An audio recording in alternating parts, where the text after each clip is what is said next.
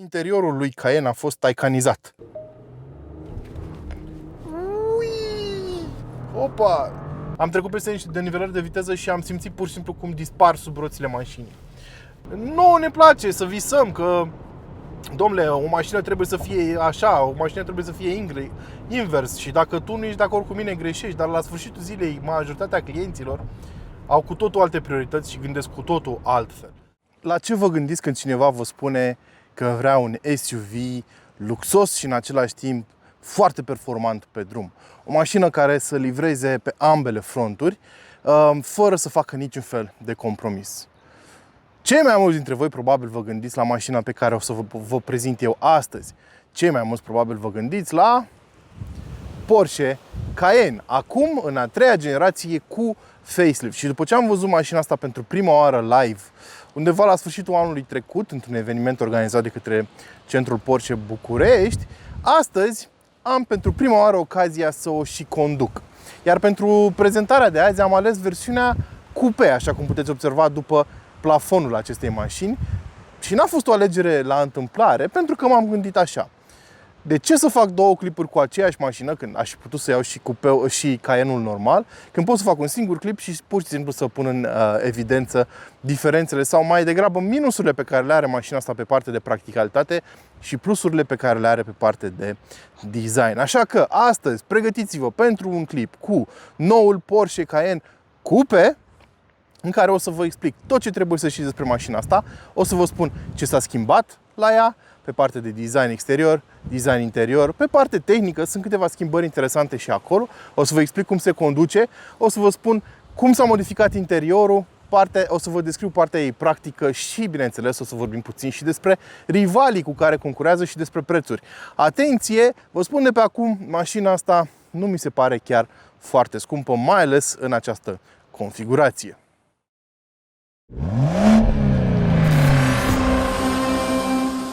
Așadar, acesta este Porsche Cayenne în a treia sa versiune cu facelift. Pentru că anul trecut, cum vă spuneam, această a treia generație a primit un facelift. Și faceliftul ăsta este atât de clasic Porsche, că deja mulți dintre voi știți ce o să spun.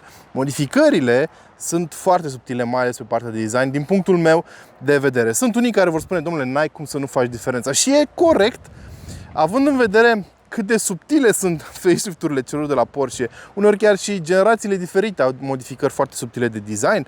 Mașina asta, e adevărat, se diferențiază destul de mult comparativ cu modelul pre-facelift, dacă vorbim de mașinile Porsche. Dacă vorbim de alți producători, am văzut facelifturi ultra dramatice în ultimul timp și comparativ cu ce a făcut Porsche aici, vorbim de cu totul altă ligă. Dar haideți să discutăm în detaliu ce s-a schimbat. O să observați că avem aici o față complet nouă și bara față este complet nouă, dar avem niște zone uriașe de admisie în partea frontală. Puteți să observați foarte ușor radiatoarele de aici din spate, da?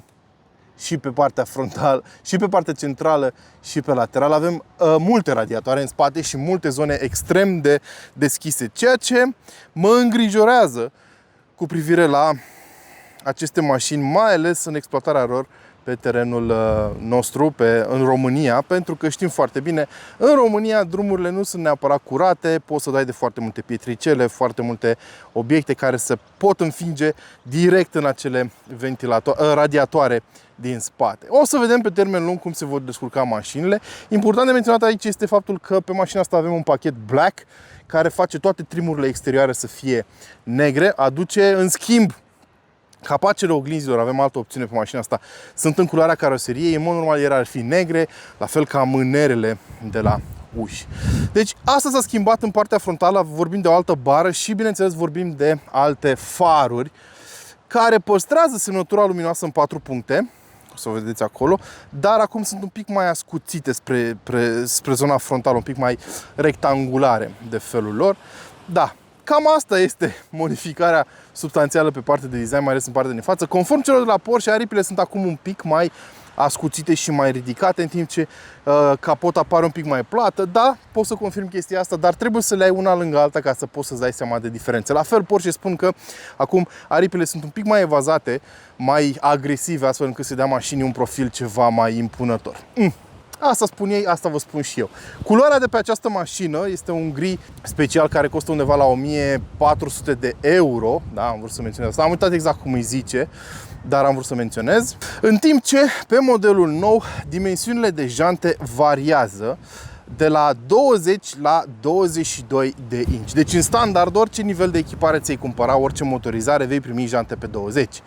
Interesant este faptul că pe mașina asta avem jante de 19, sunt în continuare roțile de iarnă, deși a venit primăvara și afară sunt 30 de grade. Oamenii de la Porsche n-au reușit încă să schimbe roțile pe mașina asta cu cele de vară, așa că va trebui să vă închipuiți voi cum arată aici niște jante de 20. Profilul acoperișului coboară în continuare spre spate pentru că vorbim de modelul coupe și ajungem și aici în spate unde avem câteva modificări interesante. Stopurile sunt acum transparente, avem o bară luminoasă care unește cele două lămpi. Numele Porsche acum nu mai este acoperit, înainte era acoperit de un element de plastic, acum avem acum avem literele Porsche expuse și avem un profil mai tridimensional, să spunem așa. Arată bine din punctul meu de vedere, dar întotdeauna Porsche Cayenne Coupe a arătat bine. Avem aici un eleron suplimentar în partea de sus, opțional și acesta, arată foarte bine, și țevile de evacuare. Avem 4 țevi de evacuare, deși mașina asta este una de bază cu V6, o să vorbim despre asta mai târziu, puteți să vă bifați din configurator mai multe tipuri de evacuare în funcție de ce vă place vouă, nu mai ești obligat să mergi pe o anumită motorizare. Și bineînțeles veți fi curioși și de capacitatea portbagajului. Doamne, ce fel bate vântul astăzi! Haideți să-l vedem. Pentru că vorbim de versiunea Cayenne Coupe, aici avem 544 de litri, este un portbagaj ceva mai micuț, avem și o buză de încărcare aici, dar nu este foarte accentuată, și spațiu de depozitare de desubt unde ar trebui să fie roata de rezervă, dar avem stingătorul și trusa medicală la pachet cu subwooferul Bose. Bineînțeles, aici avem butoane pentru reglarea înălțimii suspensiei spate, pentru că avem suspensie pneumatică opțională pe mașina asta. În standard nu vine cu suspensie pneumatică.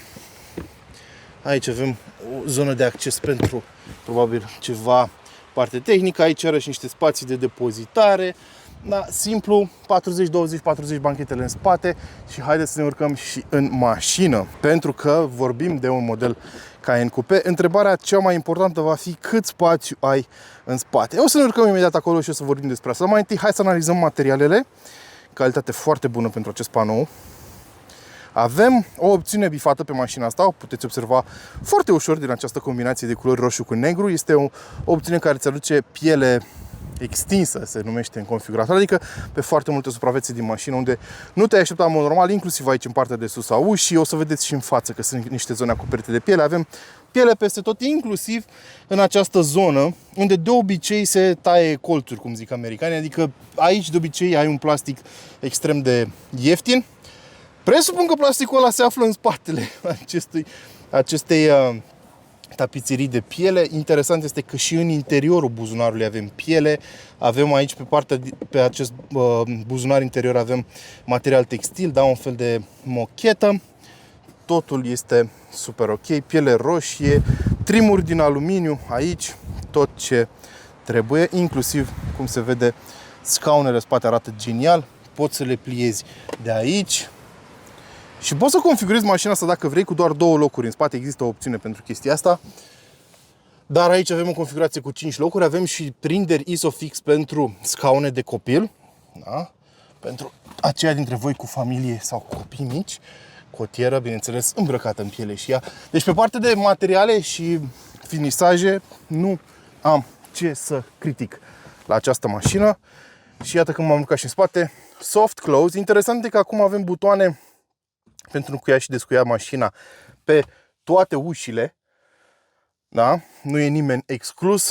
Avem guri de ventilație aici și un plafon panoramic de sticlă, care am înțeles că vine în standard și se poate închide de aici, dar nu poți să-l deschizi ca o trapă clasică. Și haideți să vedem cum stăm la capitolul spațiu.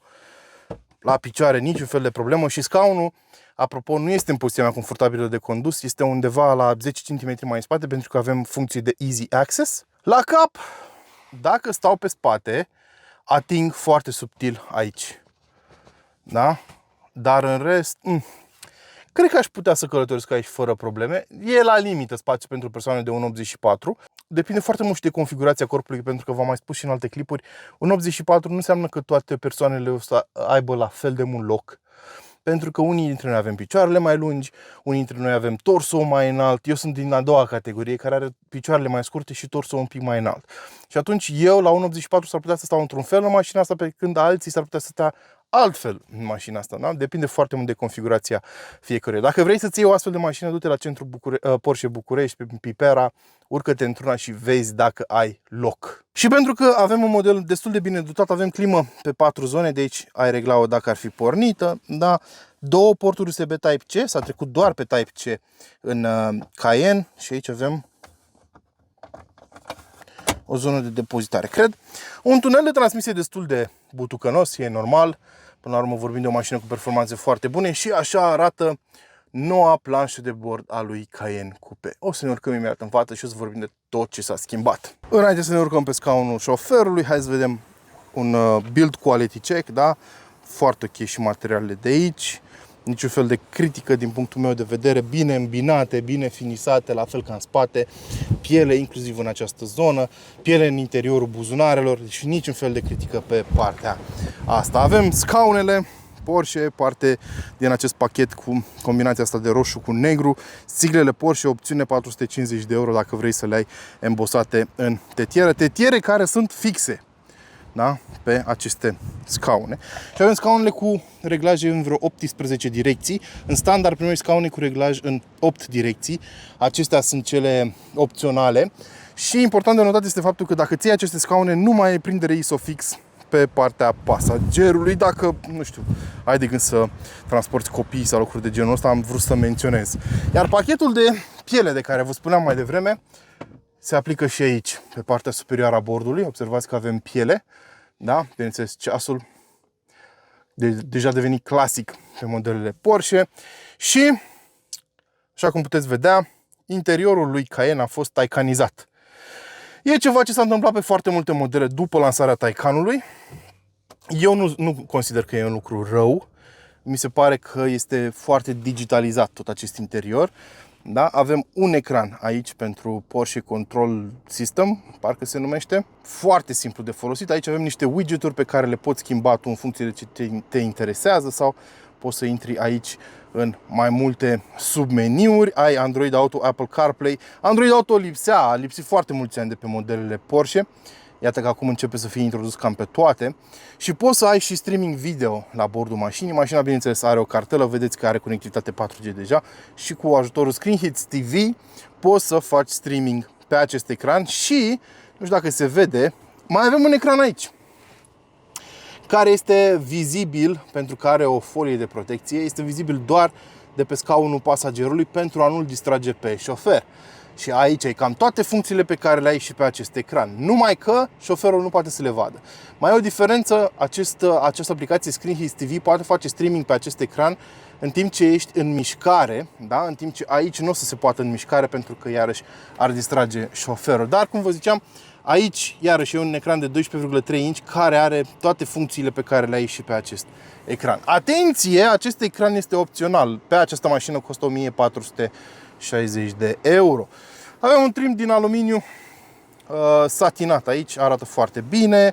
Guri de ventilație, aici avem o zonă pentru încărcarea telefonului wireless și 2 porturi de încărcare USB Type-C, așa cum vă spuneam. Acest port este ventilat.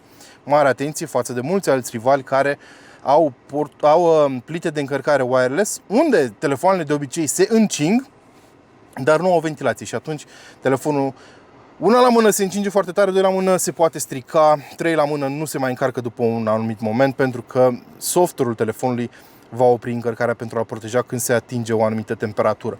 Și da, aici nu mai avem schimbătorul de viteze. O să nu lipsească foarte mult. Încă mi-e greu să mă obișnuiesc cu modelele Porsche fără schimbător de viteze în această zonă. Mă obișnuisem deja cu schimbătorul ăla foarte impunător. Acum nu mai există pentru că a fost mutat aici, pe panoul de bord, cum am văzut și pe Taycan pentru prima oară. Aici avem în schimb o parte din butoanele pentru controlul diferitelor funcții, da? Activarea ventilației din scaune, încălzire, tot ce ține de climatizare în mare. Și dacă intri pe Climate Menu, ai aici câteva opțiuni din care poți să alegi cât de puternic să fie vântul și așa mai departe. Dacă vrei să activezi și fantele de sus și așa mai departe. Poți să-ți cumperi opțional, poți să-ți cumperi o opțiune. Da, opțional poți să-ți cumperi o opțiune, vă rog să mă scuzați. Opțional poți să bifezi încă un filtru care să oprească toate microparticulele din afară. Dacă bifezi acea opțiune, o să ai aici un meniu care îți arată cât de curat este aerul înăuntru și cât de curat este afară. Îți face așa o comparație. Poți să reglezi, bineînțeles, climatizarea și din spate. Avem, bineînțeles, și un spațiu de stocare aici, două suporturi de pahare și, bineînțeles, o cotieră destul de generoasă care este și ajustabilă, dar uitați, poate ajunge și peste paharele pe care le folosești aici. Și volanul, iarăși, este modificat. Avem butonul pentru modurile de condus pe el și seamănă foarte mult cu ce vedem pe 911 și pe foarte multe alte modele Porsche. Iar în spatele lui avem ceea ce se numește Porsche Driving Experience. De fapt, toată această zonă este Porsche Driving Experience cu acest ecran nou. A dispărut vitezometrul, turometrul analog, acum avem totul digital. Și, bineînțeles că fiind un ecran, poți să reglezi ce informații ai afișate acolo, inclusiv aici, pe cadranul central, dacă modifici, poți să ai 5 cadrane sau poți să ai 2 cadrane cu informații despre asistentul la rulare pe mijloc, poți să ai harta afișată în spate, harta afișată pe tot ecranul, foarte multe moduri de a configura mașina și un design minimalist care îți arată doar viteza. Dar, din moment ce îți cumperi Porsche, probabil o să vrei să ai afișat cel puțin așa informațiile. Ecranul din dreapta, iarăși, el poate trece prin mai multe moduri de afișare. Foarte simplu. E ceva ce am văzut și pe Taycan și pe 911 și o să vedem și pe Panamera în curând, când o să ajungă în țară și o să o luăm la test. Cam astea sunt modificările pe parte de design, da? Bineînțeles, mai ai modificări pe parte de culori, culorile pe care le poți alege, combinații de piele la interior. Pentru că vorbim de un Porsche și un Porsche se configurează, nu se cumpără din stoc. Asta e vorba mea. Adică ai atât de multe opțiuni de a-ți face mașina perfectă, exact așa cum vrei tu, încât ar fi păcat să cumperi o mașină care să nu fie exact pe gusturile tale dacă tot îți cumperi un Porsche. Bun, s-au făcut câteva modificări și pe partea de terenuri de rulare, pe partea de motorizări și o să vorbim imediat ce ne punem la drum despre toate acestea. Așadar, haideți să vorbim despre partea tehnică a lucrurilor. Cum vă spuneam, acesta este un facelift, deci vorbim de aceeași platformă precum cea folosită de modelul anterior. Modificările efectuate au fost mai mult pe partea de design, așa cum v-am arătat, dar și pe partea de motorizări, pentru că acum pe Cayenne S, de exemplu, avem un V8 Twin Turbo. Este V8-ul pe care îl știm de pe multe modele din grupul VAG, nu doar de la Porsche. Nu mai avem V6. V6-le însă a fost păstrat pe foarte multe modele, inclusiv pe acesta. Acesta este Cayenne-ul de bază, dacă vreți, da? Care vine acum cu V6 3 litri, bineînțeles benzină turbo, cu 353 de cai și 500 Nm cuplu. Apoi urci la Cayenne S, care are V8 474 de cai și mai avem, bineînțeles, și versiunile plug-in hybrid, care folosesc V6-le pe benzină, în combinație cu motoare electrice, care motoarele electrice acum au mai multă putere, dar și V6 le poate să aibă mai multă sau mai puțină putere în funcție de ce vă luați. Deci vă puteți lua Cayenne Hybrid, Cayenne SE Hybrid și Turbo SE Hybrid. Așadar, momentan nu avem versiuni Turbo sau Turbo S pur termice, da? Cum aveam înainte. Nici GT-ul nu mai există, cel puțin în Europa momentan. Va trebui să așteptăm să vedem ce ne mai oferă Porsche pe partea asta. Deci dacă vrei să-ți iei unul termic ai doar Cayenne-ul de bază și S-ul, deci un V6 și un V8. Dacă vrei să-ți iei plug-in hybrid, ai Cayenne e-hybrid, ai S e-hybrid și Turbo e-hybrid, fiecare cu mai multă putere, dar toate folosind V6 sub capotă. Încă o modificare importantă este capacitatea bateriei pe modelele plug-in hybrid, care ar urca la aproape 26 de kWh și, conform celor de la Porsche, ar trebui să ai autonomie pur electrică de aproape 100 de km. Încărcarea și ea a fost upgradată la 11 kW, asta în cazul în care te interesează puterea de încărcare pentru că vrei să o încarci cât mai repede. Adică chiar și cu bateria nouă, încărcarea n-ar trebui să dureze mai mult de 2 ore jumătate dacă ai un charger de 11 kW acasă sau la muncă. Vă spuneam în foarte multe clipuri, nu ai de ce să-ți iei un plug-in hybrid dacă nu ai de gând să îl folosești așa cum a fost el gândit. Noi aici vă spuneam că conducem versiunea de bază, da? Cayenne-ul clasic, să-i spunem, în versiune coupe, da? Pentru că am ales versiunea coupe să vă arăt cât spațiu e la cap. În versiunea normală, apropo, o să ai mai mult spațiu. Și ce am uitat să vă spun la exterior este faptul că toate farurile acum nu au doar o formă diferită, ci vin și cu tehnologie adaptivă LED. Mai mult decât atât, pe mașina noastră avem o opțiune de 2800 de euro care îți aduce faruri Matrix LED HD, adică ai o proiecție mult mai precisă a fasciscului de lumină în jurul mașinilor de pe drum noaptea. Eu n-am testat mașina asta noaptea și nu pot să vorbesc despre cât de bine funcționează, dar știu cum funcționează tehnologia Porsche în general și știu că nu e nicio problemă pe partea asta. De exemplu, mi se pare că pe mașina asta avem unele dintre cele mai bune camere de marș arier din industrie. Rezoluția este cu adevărat impresionantă și calitatea imaginii chiar și pe timp de noapte, deși eu nu am testat mașina asta pe timp de noapte. Știu de la alți review-uri că este impecabilă. Pe timp de zi am văzut-o și eu și este absolut lacrimă, cum se spunea. Revenim la mașina de față. Ce înseamnă un Cayenne de bază? Înseamnă V6 cu 353 de cai și 500 Nm cuplu. Transmisia este asigurată de cei de la ZF. Este celebrul ZF8HP și a fost setat foarte interesant. Dacă treci mașina în modul sport, simulează atât de bine niște schimburi brutale de viteză că ai putea fi păcălit că este cu totul o altă cutie. Nu știu cum au reușit cei de la Porsche, dar au făcut artă din modul în care funcționează transmisia pe această mașină. În concret, mulți dintre voi veți fi curioși cât de rapidă e mașina asta. E bine, 0-100 se întâmplă în 5,7 secunde, iar viteza maximă este aproape 250 de km pe oră, respectiv 248. Da? Hai să vedem totuși cum se descurcă dacă facem o lansare de pe loc mașina. Opa!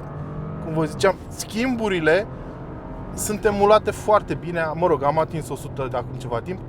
Schimburile sunt emulate foarte bine și mașina se simte super sportivă în modul sport. Dacă o dai în modul normal, devine incredibil de confortabil. Asta mi se pare interesant, pentru că pe Porsche Cayenne, în momentul de față, pe facelift, ai la dispoziție mai multe tipuri de suspensie. În standard ea vine cu arcuri clasice, da, de oțel, dar dacă vrei, poți să-ți cumperi mașina asta cu suspensie pe aer.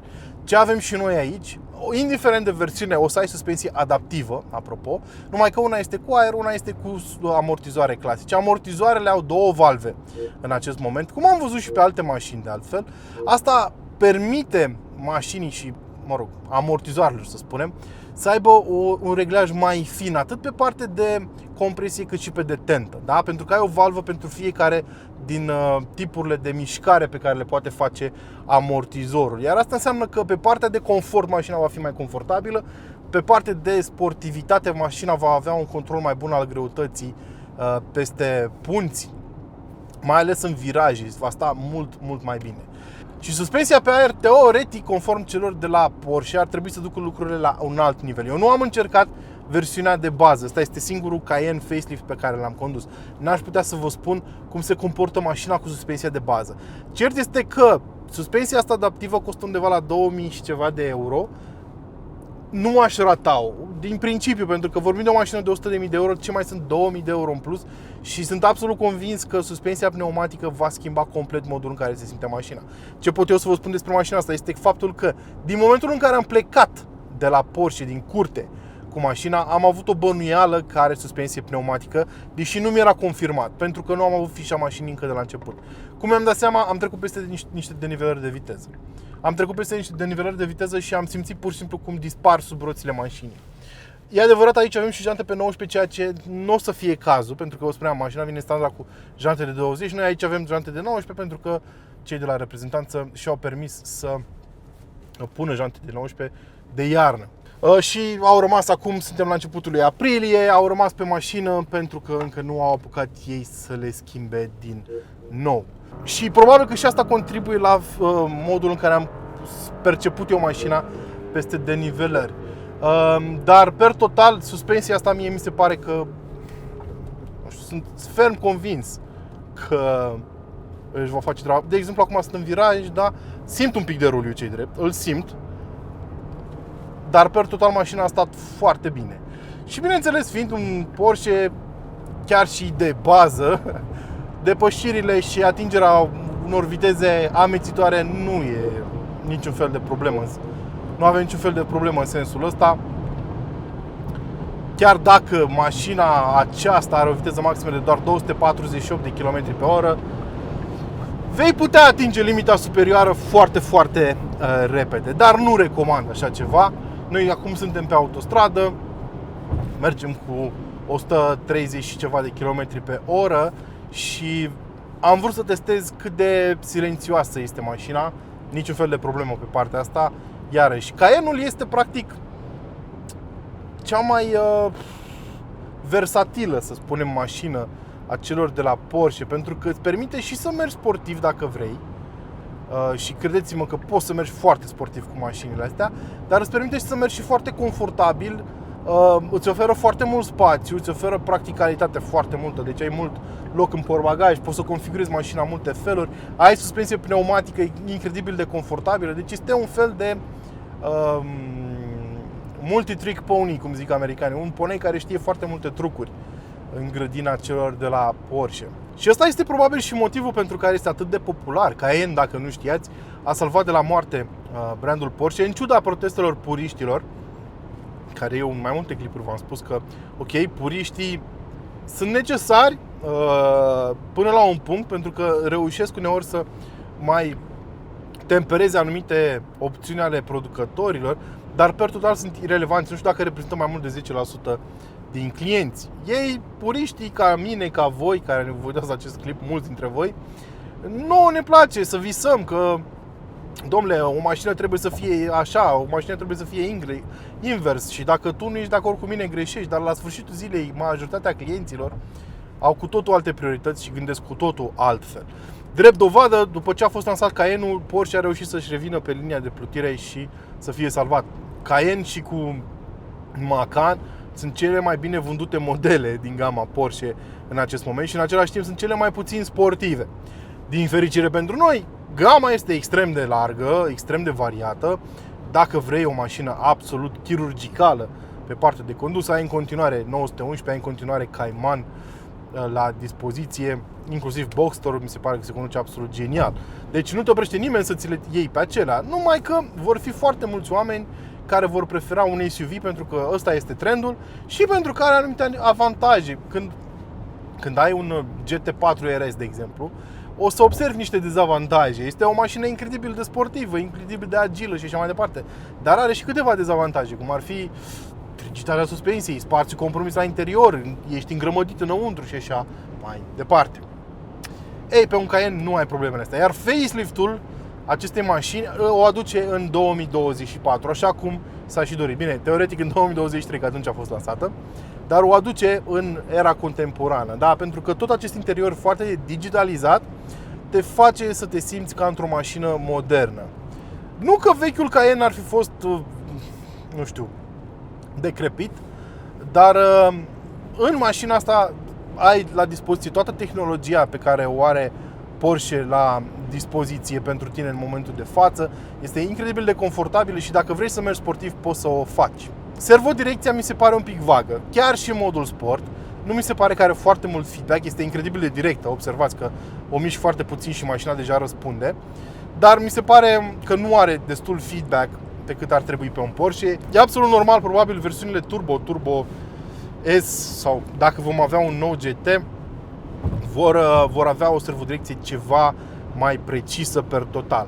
Dar nu cred că ăsta este scopul unui Cayenne de bază. Pedala de frână este bine modulată și am observat faptul că dacă trece în modul sport, își schimbă punctul de activare, să-i spunem, da? Deci devine mult mai sensibilă în modul sport. O chestie foarte interesantă. Bineînțeles, pedala de accelerație se modifică, la fel și modul în care răspunde transmisia dacă treci pe modul sport, așa cum te-ai și aștepta. Per total îmi place ce au făcut cei de la Porsche. Îmi place foarte mult această suspensie pe aer. Face mașina incredibil de confortabilă. Ultimul Porsche Cayenne pe care l-am condus cu suspensie pneumatică a fost un Turbo SE Hybrid, care era mult mai greu. Mașina asta nu are decât vreo 2000 de kilograme. Aia avea vreo 2700, dacă mi-aduc eu bine aminte. Și diferența între cele două este uriașă. Ba chiar aș spune că pe mașina asta cu suspensia pneumatică, în modul sport, e un pic mai rigidă decât m-aș fi așteptat. Mi se pare, în modul Sport Plus, mi se pare un pic prea rigidă. De-aia cred că multă lume probabil o va păstra în modul normal de rulare. Dar ai, așa cum vă spuneam, Porsche Active Suspension Management, PSM, care are grijă de fiecare roată individual, poate regla fiecare amortizor individual. Avem torque vectoring pe mașina asta pentru că avem tracțiune integrală, n-am mai spus, dar e de la sine înțeles, care își face treaba foarte bine. Poți să-ți configurezi mașina asta în foarte multe feluri, inclusiv cu un diferențial cu alunecare limitată pe puntea spate, ceea ce o să te ajute foarte mult dacă ești fan condus sportiv. Și asta este unul dintre avantajele celor de la Porsche, pentru că îți permit să configurezi mașina asta în detaliu, absolutamente cum vrei tu, să fie fix pe placul tău, să fie fix cu opțiunile pe care le vrei tu. Bineînțeles, o să coste, nimic nu e gratis în viața asta și fiecare opțiune costă. Poate că Porsche exagerează cu anumite lucruri, trebuie să plătești pentru cam orice pe mașina asta, dar așa a făcut Porsche dintotdeauna, nu ai de ce să te superi în acest moment pe ei. Și dacă tot am vorbit de prețuri și de opțiuni, haideți să vorbim și de cât costă mașina asta și cum se compară cu rivalii ei. Ca de obicei, rivalii ar fi, pe de o parte ai X6 și Mercedes-Benz GLE Coupe, pe de altă parte aceste două versiuni germane nu sunt chiar la nivelul lui Porsche din multe puncte de vedere, chiar și ca preț de pornire. Maserati Levante și Range Rover Sport ca rival pe partea cealaltă, care mi se par mai apropiați din punct de vedere al prețului, dar și al puterii de brand pentru Cayenne Coupe. Foarte greu de ales dintre ele. Prețurile încep de la 100.000 de euro pentru Cayenne Coupe, modelul pe care îl vedeți aici, iar pentru Cayenne normal de la 95.000 de euro. Mașina pe care o vedeți aici e 138.000 de euro și are câteva opțiuni foarte interesante pe ea. Sincer, nu cred că ai nevoie de mai mult. Avem pilot adaptiv, nu avem head-up display, nu cred că trebuie, pentru că instrumentarul ăsta de bord este perfect. Avem scaune ventilate, avem scaune încălzite, această opțiune cu pielea extinsă la interior, sistemul audio Bose își face treaba foarte bine, chiar am fost surprins de cât de bine se aude. Nu știu dacă chiar mai ai nevoie de multe opțiuni în plus.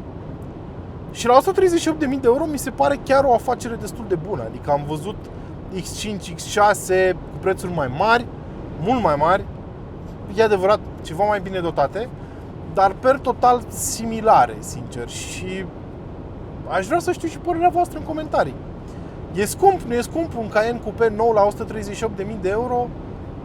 Vreau să știu ce părere aveți voi. Și nu începeți cu poveștile de genul e prea scumpă pentru salariul minim pe economie, la ce salarii avem noi în România nu ne permitem, că nu, mașina asta nu se adresează oamenilor cu salariu minim pe economie. Credeam că este absolut evident, se adresează, bineînțeles, premianților, oamenilor care chiar și-o permit. Deci, 138.000 de euro, mult, puțin, și ce mașină ați alege voi din acest segment foarte, foarte interesant.